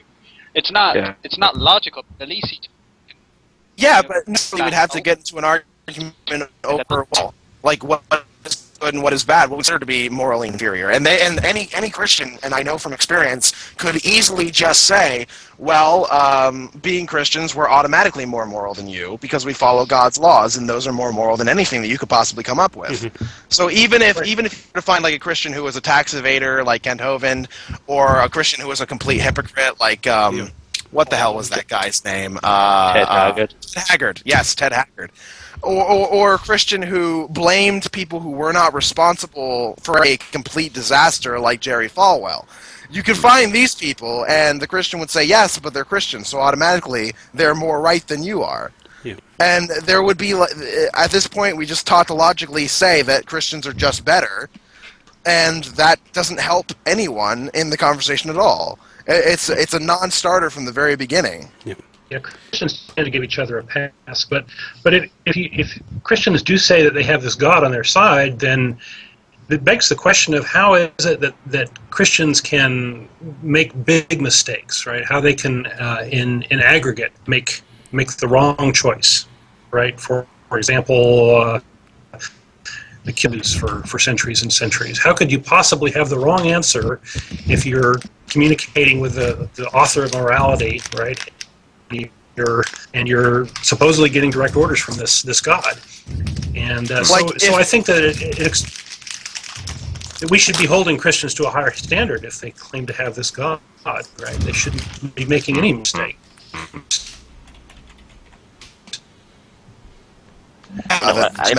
So that's why. He wants to ask Don do you dislike religious people in general? No. You don't. I have religious friends. Mm-hmm. But are there like kinds of religious people that you don't like? Are there what of religious people I don't like? You had a look. Yeah, said any kind. Yeah. Well, anybody who's wearing their religion on their sleeve or sort of denigrating other folks for not having their religion, I do find that annoying and offensive. So that sort of thing. The folks. There's a lot of dishonesty associated with these religions, and that annoys me. So I try to point that out. The specific example from the chat room would be young Earth creationists. Yeah. Oh, sure. Sure. There was another question for you, Don. How much time do you actually spend engaged in the atheist community online, other than the show? Oh, not a lot. I have a pretty demanding job right now, and I've actually stepped down as one of the board members of the ACA and pulling back a little bit on my time and things. I've done a fair amount of debating, enough to kind of get a sense of what's out there and the types of arguments and these sorts of things, and I think that a lot of atheists should do that, at least to get the experience of what's there. But at some point, you value not so much the fight with the individuals, but maybe the fight in public where you can convince more people and things. You use it as a tool, as a means to an end, rather than the argument itself. So I wouldn't say I do a lot of that. Yeah, true. I do try to do some writing, some blogging, and try to, whenever the mood strikes, get something out. But I would say I do, besides show prep, maybe 3-4 hours a week or something. Not a huge amount. I'm not living and breathing this like I used to. I have another question. I kind of already know the answer to the question, so I'll try and rephrase it a little bit. The original question is, would the ACA accept a religious person who supports them? And I think a better question would be, do you get a whole lot of religious support for the ACA's ultimate goals of, a secular society and all that kind of stuff? Not as much as you'd hope. One of our big things is church-state separation, which is something in our Constitution, our First Amendment, tries to separate church and state. And a lot of folks, I think everybody should support that idea. I think that it's an awesome, brilliant, wonderful idea that has served our nation quite well. And you would expect that religious minorities especially would say, hey, we get this, right? We understand that the religious majority can be dicks and these sorts of things, but we don't get a huge amount of support on that. Maybe it's our style or whatever. Maybe people don't want to be seen with atheists or whatever, but it feels like we're fighting that fight a bit alone. We do have groups in Austin that are fighting that fight. We have the Americans United for the Separation of Church and State. We have a local group called the Texas Freedom Network that does a lot of monitoring of the school board, these sorts of things. So there are groups out there fighting the fight, but for some reason they're not so embracing of atheists. This TFN, for example, is trying to go after the kind of liberal Christians, the progressives, in order to get them to fight against the conservative Christians, right? But they're kind of distancing themselves from the atheists for whatever reason. I think it's I think that they are with us as far as the ideas, but as far as the embracing us and being visible with us and promoting atheist viewpoints on their website, these sorts of things, they don't do it. And I find that kind of frustrating. It's because the conservatives are pretty vilifying people associated with atheists. There's still a lot of stigma in the United States about atheism. I don't know if you're aware that during the Cold War, after World War II, there was this big issue in the United States. Well, how do we distinguish ourselves from these Russians who we don't want to be associated with, right? We want to distinguish ourselves and make ourselves different. Well, we have religion, as a country, and they don't, right? So they're the godless communists, and we're the Bible believing whatever, and this became a big propaganda thing in our country. Got a little bit overboard, and we're still kind of unwinding from that. There's still a lot of church-state separation things that were done then that we're still trying to get unbound. There's still a lot of stigma associated with the word atheist. I think the new atheism is rehabilitating that quite a bit, but it's a long road, Yeah. It's a long road. There was that brings up another thing.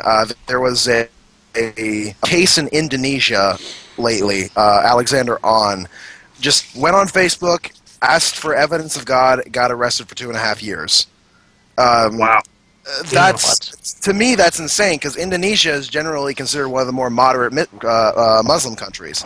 Like they're not all that big over there when it comes to all the. It really frustrates me, and what frustrates me even more is not just the fact that happened, but the fact that when I would show it to people, so many of them would say, "Well, then just don't go to Indonesia." Or they would say, "Yeah, I don't really care that their law is like that. They can go ahead and have that law like that. Just don't go to Indonesia." And to me, it's like, no, this is indicative of an extremely high problem. Blasphemy laws are essentially thought crime, and that can't be allowed in any society. Oh, right. It's a slippery slope to really awful things. It's pretty awful in itself, but yeah, it's a gateway drug. Yeah. Well, so I would agree with you. Where people are asking me, like, what's my problem? Because I live in Sweden, and here we have, creationists. Pretty secular. Like, everyone thinks creationists are nuts. Sure, we get them, but no one ever thinks like this. We shouldn't do them because it's too hot a topic or something like that. People are wondering what my problem with creationism is. I'm active online, argue with religious people, creationists in particular. But the problem is what's going on in other countries affect other countries. Yeah. So just like what happens in Indonesia may affect other countries as well. To an even greater extent, what happens in the U.S. tends to happen in other nations as well. Yeah, there's a lot of things that get imitated out of the United States that maybe shouldn't be. Yeah. Obesity, for example.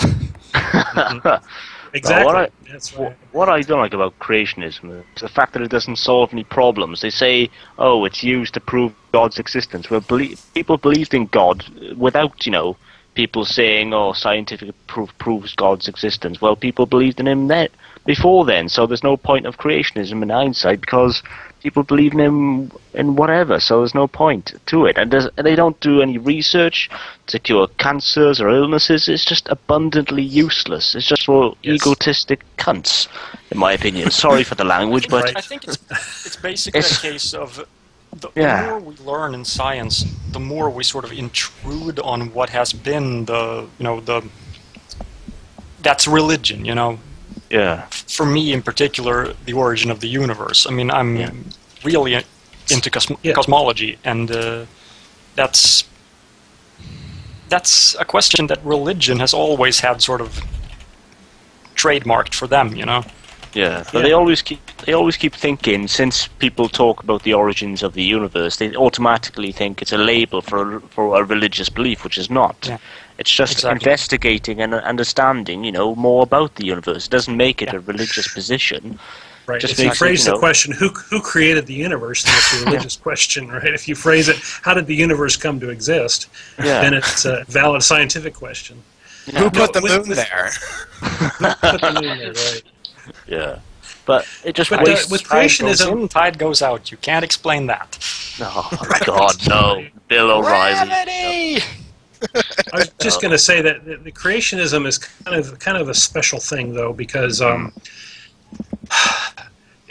reason that evolution is so threatening to religion, I think, is that it renders the fall story, the fall of man, kind of a ridiculous story, right? There's no Adam and Eve. There's no original sin, right? And if those things no longer have any power, if they no longer exist, then the whole reason for the existence of Jesus goes away. There's no need for Jesus if there's no original sin. So their whole religion rests on this original sin and this fall story, which is made ridiculous by evolution. So it's very threatening to Christians, whether they realize it or not. It's certainly threatening to the folks promoting these beliefs. But it shouldn't be, because, I mean, moderate Christians, to them, it's like original sin is not literally that. A lot of it's humans are flawed. It's metaphor, right? Yeah. A lot of Christians have rationalized it, but. Like my friend Michelle, she's quite religious. She wants to be the next she actually wants to be the first female pope, and she believes in evolution and science and shit, and thinks it's awesome. It's just she just believes before the Big Bang God caused it. And I don't mind her. She's a lovely person, but I disagree with that. But in general, I just think creationism, the way Eric Hovind and Kent Hovind have demonstrated, just makes it abundantly useless and a waste of resources, and it's just entirely pointless. And there's a lot of. Go ahead. Sorry, I really want to just go over this real quick. Empty, did you say that creationists are autistic cunts, or did you just call them cunts? Just cunts. Yeah, just cunts. Someone's accused. Because if you're calling them autistic cunts, because that's a little. No, I'm not calling them autistic. Don't worry. Because I would rip you a new one for Empty in the loveliest of ways. And it would be a bit strange of Empty, considering all your charity work as well, that you would say that kind of thing. No, I'm not against. Yeah. I'm just against. I'm calling creationists cunts, not. No, they're just. To be fair, though, I think cunt is an excellent word for having a really good swear.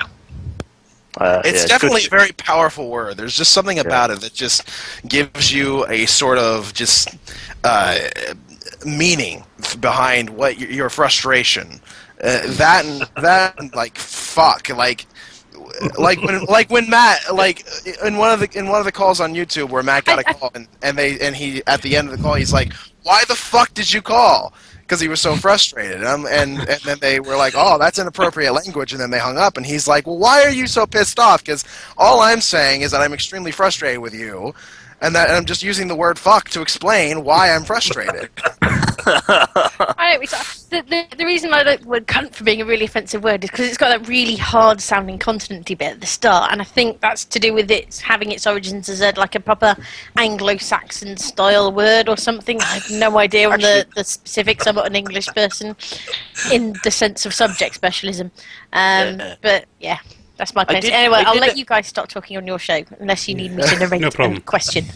I did do some research on the word before, and it said that the word cunt actually was a description of a female pagan god, which was a vagina. I'll be darned. Oh, I know. I did not know that at all. And she was I know called it cunt. is correctly put down as being used as being a word to describe vagina, but I just think it's better off being used just to put aside for when someone's really, really peeved you off and you really want to have a nice offensive swear at them because they're being a cunt. Yeah. Yes. It's fuck has a nice history too. No, I do agree with Womble there. It's a good way to describe assholes and people who are just behaving like absolute pointless tossers sometimes. And I don't know, it's difficult to put an identity behind the word cunt, but cunt is just a nice word to say. There's I have a. What's our motto again? We have a lot of mottos. E-questions is a cunt. There we go. But yeah, that's an inside joke. I have a request from someone else to do something. The 3 Abrahamic religions, can you put them on a scale for which one is the most ridiculous out of the 3, do you think? And for me personally, I would say that it goes backwards chronologically when it comes to ridiculousness, because Judaism is fairly vague in what it really believes, as far as metaphysics and God and all that kind of stuff. It doesn't I don't even think Judaism has a hell or a heaven or anything like that. No. So there's a lot of stuff about Judaism that's actually not that bad. And then Christianity just came in and added a whole bunch of more stuff that was a little more ridiculous, like heaven and hell and all that. And then Islam came in. Yeah, and then Islam came in and had a guy claiming that he talked to God, leading a bunch of Arabs around to take over territory, and saying that his God tells him it's okay to marry a 9-year-old girl and consummate it at the age of 9, and a whole bunch of other ridiculous stuff, as well as saying you have to keep the New Testament and the Old Testament holy as well. So, to me it goes Judaism, Christianity, then Islam when it comes to least to most ridiculous. Yep, I would agree with that entirely. Yeah. Good assessment. Definitely. And if you have a religion where they have to kill you if you leave it, then there's something definitely wrong with that religion, right? That's certainly just weird. But the thing is, most Muslims will cite some sort of Quranic passage saying that you're not supposed to kill people, and then I'd say, well, that just proves that you're extremely inconsistent. I mean, that doesn't prove that you guys aren't in fact endorsing of violence against the apostates. It just means that you're not consistent in your attitude towards them. That's all that says. Yep. Yeah. There's lots of that in the Bible too, where they. The Bible is crazy. Yeah. I really love the lecture that Sam Harris once gave on the Bible, where he laid it out. He said he had like this rainbow of lines, and he said each one of the start of these lines starts at a verse in the Bible, and it ends at another verse that completely refutes the verse that it starts in. And there's this huge rainbow of these lines.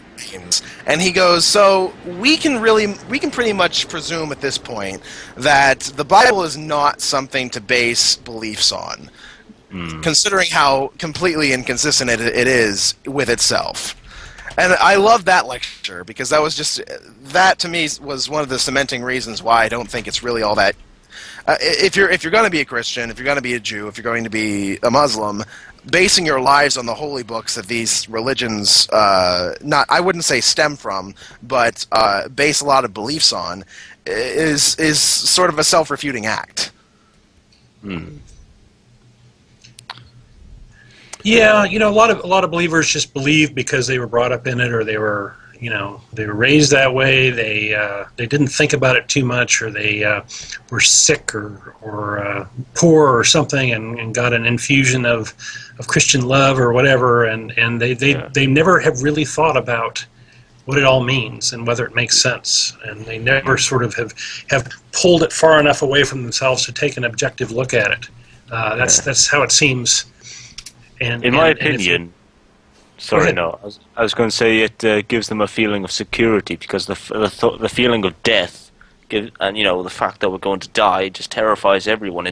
terrifies myself indeed. And I don't know, it's the thought of the, you know, being in an afterlife, knowing there's potentially a comfortable place where you can be, you know, the thought of existing in a different place after you die, and, you know, just being in general, you know, alive, because death is terrible, and, you know, people just don't like the thought of it. So the thought of feeling secure and knowing that someone's going to give it to you when you die, and you feel going to be comfortable and you're going to get everything you want instead of dying and going to hell and burning for eternity, it gives them that sense of security. But yes, that's the factor that I really don't like about it, is the fact that it doesn't account for the fact what you do. What I don't like was some of the creationists on YouTube in particular who have suggested that you've just got to believe and you'll go into heaven. When in my opinion, if you are going to propose that mechanism, then you should at least, you know, go to heaven or get that reward by doing something for it. That'll be a better way to propose the idea, just believing in it, because potentially you can get rapists, serial killers, or whatever who just basically. Well, that's an old debate within the religion, right? Yeah. The Protestants and Catholics differ on that issue. Yeah.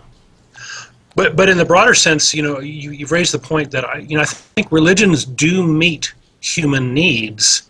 Yeah. You know, they don't necessarily meet them in a logical way, right? They give you this comfort. They give you this sense of belonging, this sense of somebody looking down on you and caring, and this notion of ultimate justice, right? You know, Hitler dies, you know, after all these atrocities, and gee, wouldn't it be nice if there were some God that would, you know, kick his ass, right?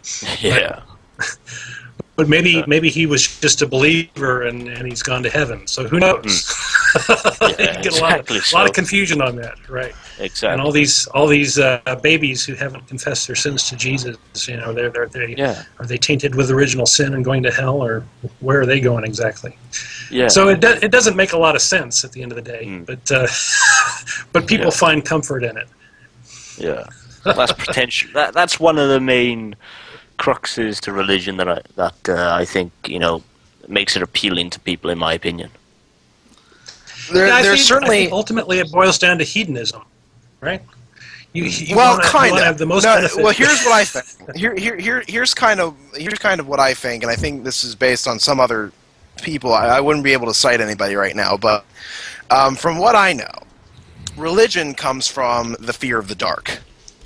It's when we were evolving, we had to have a fear of the dark in order to make it difficult for predators to get us in the dark, because it's extremely difficult for a predator to get somebody who's trying to avoid the darkness that it's easy for them to catch them in.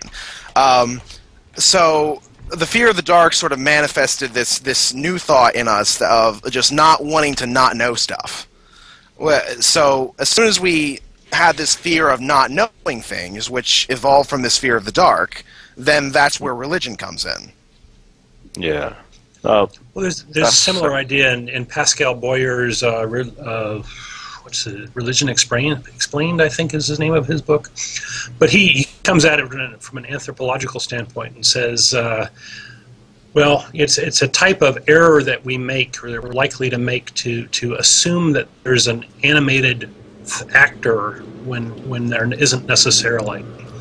And this is something that gave us, it's a type of error that evolution, our evolutionary history chose, right? Because, you know, say you're out in the woods or whatever, and you're here rustling in the trees, and you know, one type of error you can make is to say, oh well, that's a lion, I'm going to run away, or I'm going to assume it's something animal that's going to get me, I'm going to run away. And that's a good error in the sense that you live, right? But if you make the opposite error, where you say, oh, well, it really is a lion, and oh, I thought it was just the wind blowing the trees, then it's a bad error in the sense that you get eaten, right? So evolution has selected us for making a particular type of error, according to this author, that we tend to assume that the things are they're animated, they're alive, they have conscience, they're thinking, when they're not necessarily, and God plugs into that whole idea. Anyway, that's the gist of his argument. It's similar to what you were saying. There's one of the YouTubers I like to follow on YouTube. His name's Theoretical Bullshit. He makes some very decent videos, and recently there's been a resurgence of this argument. A lot of people who argue against this want atheists to give an argument against God's existence. And I think it is on us, if we're going to convince people that a God doesn't exist, to at least provide something along those lines, besides the simple Socratic, well, do you have evidence? If you don't have evidence, why do you believe? And all that kind of stuff. And one of the arguments that's been kind of resurging is the argument from non-belief. Do you know what that is? No. Essentially, I may have heard the it under a different name. Well, it's also known as the argument from divine hiddenness, which is essentially... if you don't believe in God, and this only works for Christianity and Islam, if you don't believe in God, then you're going to go to hell. God doesn't want you to go to hell. So God, it logically follows that God would want to make himself known to you in a way that you would believe in him, so that you wouldn't go to hell. So if he doesn't do that, then this God that sends you to hell for not believing yet doesn't want you to go to hell. Clearly, there's some problems with saying that particular God exists. I don't know. That's kind of a weak argument, I think. But Yeah. But I do agree with the bigger point that it is nice to have some sort of positive arguments on our side, except where we do take the burden of proof and we do say, hey, this doesn't make sense or this can't make sense. And I look at Vic Stinger's book, God the Failed Hypothesis, and he did a great job of going through Christianity and a number of the claims they make and the lack of scientific evidence when there should be evidence in various areas. And he did a great job there, I think, of saying, hey, if this Christianity thing is true, the world wouldn't look this way at all. And I've been doing a bit of a series on the Atheist Experience of saying, hey, look at all the failures of Christianity, and how is it you can have this all omniscient, omnipotent God on your side and have so many major failures, one after another, in so many different areas. It does hopefully raise the question of what's the nature of this God if he really exists, right? Is he that much of a screw up, or is he? Or anyway, the whole problem of evil type thing. Yeah. I think the problem of evil, it's been refuted by Plantinga, but Plantinga's refutation of it kind of opens up more problems for Christianity, because essentially what he by did Epicurus. Essentially what Plantinga did is he said God could make a world that has free will and evil, and he still remains omnipotent, omniscient, and omnibenevolent. And he did it through some extremely extremely complicated analytical logic. But I just say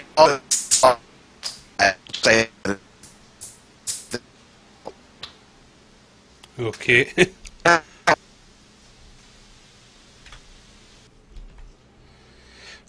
Hello, I think we just lost Lundy. Hello? Lundy, can you? You've gone very robotic all of a sudden.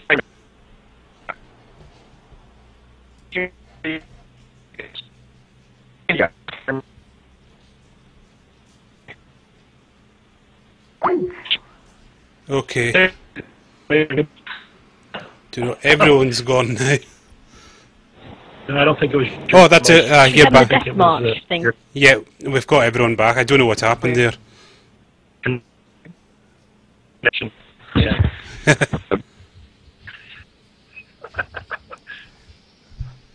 Technical problems. Yeah, that's everyone back. I don't. It's just Skype does that now and again. I hate technical problems so much. Everybody can hear me then? Yeah, your whole monologue there was just, we don't know what you said. Damn it. It went into Morse code all of a sudden. Beep, beep, beep, beep, beep, beep, beep, beep. Great. So Hello. Yeah, you're back. Empty. I can hear you, Empty. Cool. Awesome. What the hell was I saying? I don't know. Okay, I think I remember now. I explained. Planning gave. Oh shit! Is Don still there? Don just said he was going to drop out. He'd be back in a second. That's fine. Essentially, Planning went ahead and gave a refutation of the problem of evil by demonstrating that all world could exist in which a god can be omnipotent, omnibenevolent, and omniscient, and there still be evil. But that presents a problem for heaven. Because does heaven have evil in it? And inevitably the answer is no. Heaven doesn't have any evil in it. Well, okay, then therefore heaven either doesn't have free will. There's no free will in heaven. So if there's no free will in heaven, then what's so great about heaven? And if they say there is free will in heaven, but it's still completely and utterly good and there's no evil, then clearly God could do the exact same thing for this world, but he doesn't do that. And why doesn't he do that? So that refutation works on its own, but it just presents more problems. Yeah. Plus, there's the whole assumption that we live on that one possible world where evil can exist alongside an omniscient, omnipotent, and omnibenevolent God. Like, if there's only one in the infinite amount of possibilities, to presume we're on that one takes a lot of... that's extremely weird. Yeah. The assumption I would like to tackle is when they say, I've contacted God, and like, even when I was talking to Sean, he wasn't able to explain how he contacted God. But did he hear him? Did he feel him? Did he see him in person? Or what happened? How do they know they contacted God? And how do they know it's their specific God? Or if it's God at all? Or whether they're just going schizophrenic? We don't know. They're building on just one assumption that they can't explain. Well, they definitely didn't use Skype anyway, given it how it's been tonight. Sorry? They definitely didn't call him up on Skype. Yeah. Oh, fuck. I wish we would get more theistic callers. I want this to be more like the Atheist Experience. I want to debate with people, damn it. Well, it'd be pretty intimidating to go head to head with a bunch of atheists all together, right? Yeah. Try 12 hours with Nephilim free. Oh, Christ, no. I think I watched about an hour and a half of that and cried at the end of it and thinking, what the hell? It's for a little bit of backstory for Don, because I'm not sure he knows what you're talking about. Nephilim Free is a creationist on YouTube. He's a very stupid creationist on YouTube.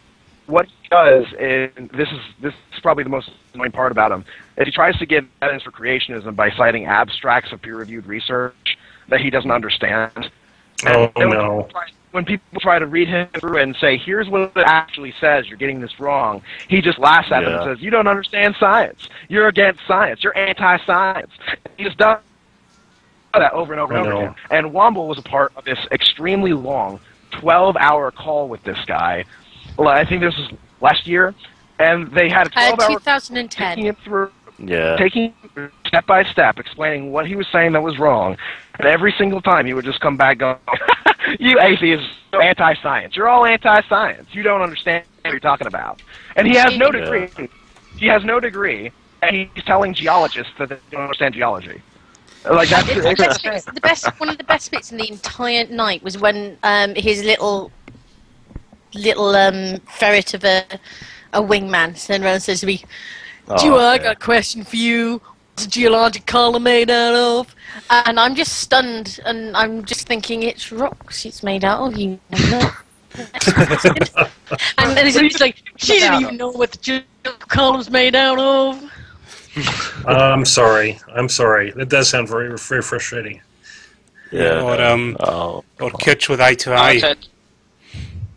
I think my favorite quote, my favorite claim that was made, I remember just Chris was telling me, was Nephilim Free basically denying that mutations happen and that he accounts for bad genes like cystic fibrosis and stuff like that by saying that Adam had all the genes. All the alleles. He had millions and millions. And if you think about that, and if you think about that, the way that which we inherit alleles, one basically basically one allele per chromosome. So imagine the amount of chromosomes Adam would have to have in order to have all alleles. I think you're working too hard to make sense of nonsense. I think you're giving me too much credit. At the very least, you're so stupid. Even creationists hate him. Here's the credit that I give him. Yeah. A lot of the time, we always ask creationists to create their own theory that can be tested, and he actually does that. One of the best, the lunar kabuki theory, which was lunar bukkake theory, which he was trying to explain why there are craters on the moon, and he said during the flood, there was water beneath the crust, and God, what happened apparently that caused the flood was God struck the ground open and the water pressed forward out of the crust at such a level the escape terminal velocity and hit the moon. And how does that even work? Like, it defies all known physics. Apparently it's down to nozzle size. Yeah, but he just said it was at supersonic speed. Oh, and it's the whole thing of the mid-ocean ridge, or the ocean ridge system being found into the deep. No, and then that evokes catastrophic plate tectonics, which is so much a bag of dribbling arse gravy that you just don't even want to contemplate.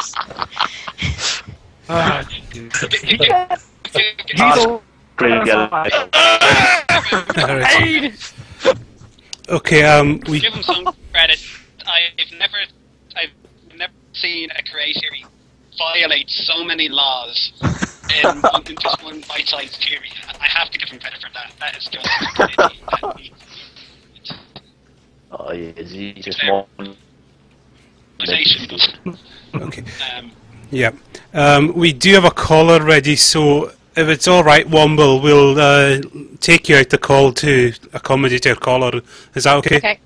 All right. Yeah, no problem. Right, all right. I'll get my TV up now and catch up on, because I'll be behind on the audio.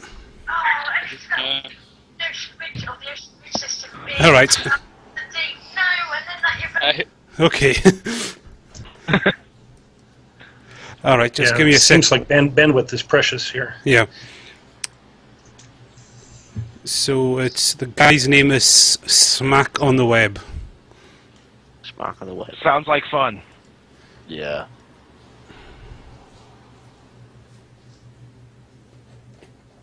Is he here? Yeah, you're calling him now. Yeah, we're calling him right now. Here he is. Hello, Smack. Yeah, I think I'm here. All right, Can you hear us? Okay, just ask a question or make a point. Well, it's kind of a hard question to frame, I think, but I'm wondering why bother going through any debate with any creationist about, whether what, their argument says proves God or not, because let's just say that they are right. They still haven't proved how all of these things they claim actually prove the existence of their God. Yeah. Mm-hmm. I think the main thing, the reason why I encourage debates like that is not because anyone's going to be convinced of any particular position that's being put forth. Like in general, when two people are debating a subject, most people don't end up minds as a result of that debate. But what it does do is it puts forward the information in the debate into the public square, and everyone who's watching can watch all the information given and evaluate it for themselves. So say some person is a fence sitter and thinks, well, I kind of believe in creationism, I was brought up to believe in creationism, but I'm open-minded, and then somebody who debates a creationist explains exactly why they're wrong or what science they're getting wrong, and then this fence sitter says, I never considered it like that before. It's mainly for those people that we have these kinds of debates. Yeah, and it just puts the topic into, like, Lundy just mentioned now, the public forum, where they're able to analyze the two positions and assess which one's more, which one's more likely and more possible to be, they can apply into reality, which mechanism is more likely to be useful to them. Well, but even if you do have that, somebody is alternating ideas about why this happened or why that happened. Even if a person says, I never thought about it that way, basically we're still looking at the droppings of this God. We're not seeing the God itself. If that makes any sense. I kind of get what you're saying. Tracy Harris on the Atheist Experience went over this a little bit. Like, even if you were to show that there was some sort of trademark on the planet, like God was here somewhere on the planet, that still wouldn't prove that a God exists. No. And, like, no amount of scientific evidence can prove something that is not scientifically touchable, and that is true. But I think it's evidence towards convincing someone. It doesn't have to be an absolute. If I were to say that God was here was like if the continents themselves were shaped in a way that said God was here, that would convince me that I think a God probably did this. And it wouldn't be absolute. It wouldn't be a 100% proof, but it'd be pretty convincing evidence in my book. Yeah. But in a way, you'd have to correlate how that connects to that particular God as well, and Yeah, actually specifying which God it is a lot more difficult. But I would say, at the very least, a deistic God would be pretty convincingly proven at that point. Yeah.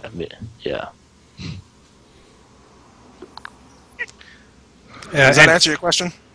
Yeah. Oh, sure. That's great, man. Thanks. Is that it? You don't have any questions for Don or anything like that? No, I'm good. All right. Thanks for the call. Cool.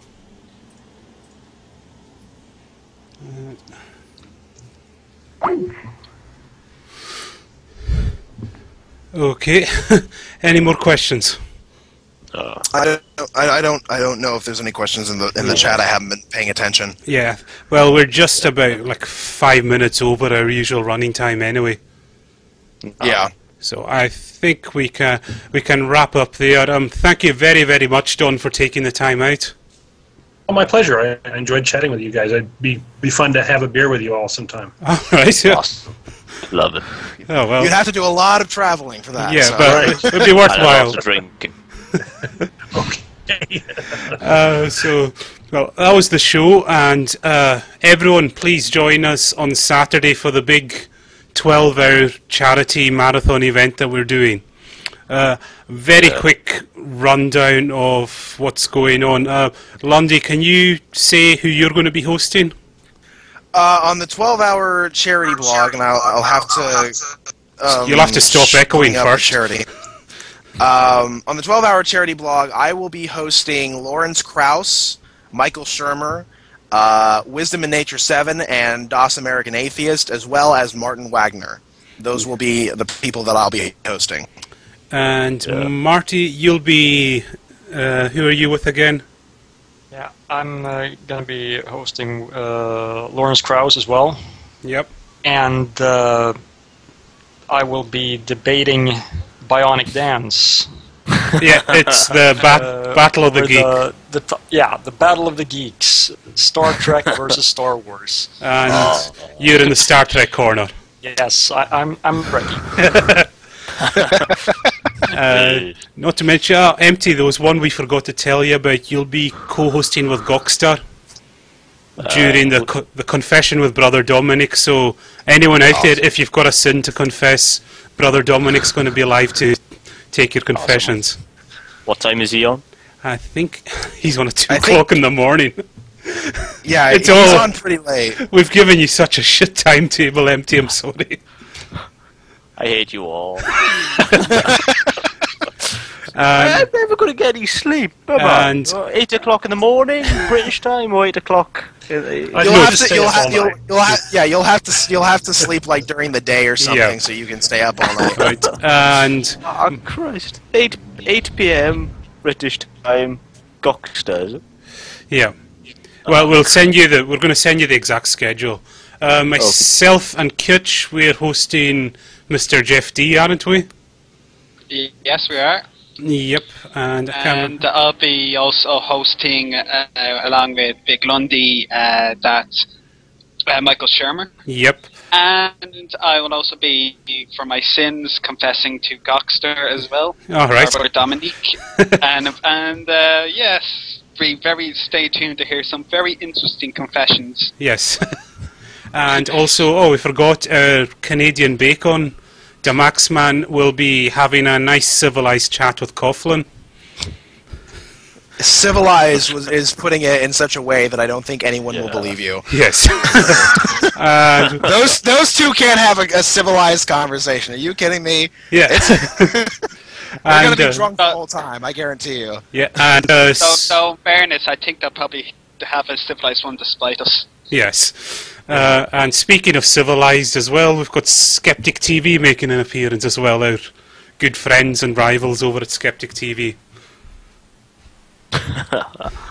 Awesome. And yeah, it's all in And of course, the announcement of the Idiot of the Year award. Yes, and the live opponent of said idiot. And we're also having our good friend Joe Zemecki back in on the show, as it's his charity we're doing all this for. A really good charity. Yeah. If you keep your eye on the Blog TV channel this week, all the links and everything for donations. And like I said, the charity trailer, which I'm going to air just after this, that'll be uploaded to everyone's channel. We're waiting on one guest, Aaron Rad, to just give us a final confirmation, but it's... I gotta get up at 4 o'clock in the morning for him, so I gotta get up at 4 o'clock in the morning for him, so... I'm not sure. So yeah, it's 7 o'clock UK time next week. That's 1 PM Eastern time, isn't it, Lundy? Yes. Starting at 1 Wait. I think it's starting at 2 PM Eastern time. 2 PM. All right. Yeah, 2 PM Eastern time or 1 PM. It'll all be in the trailer anyway. So everyone, please, come along to that and donate as much money as you can to an amazing charity. So again, thank you to all my co-hosts. Say goodbye, everyone. Goodbye. Goodbye. And once again, thank you very much, Don, for taking the time out to appear. So, my pleasure. Pleasure.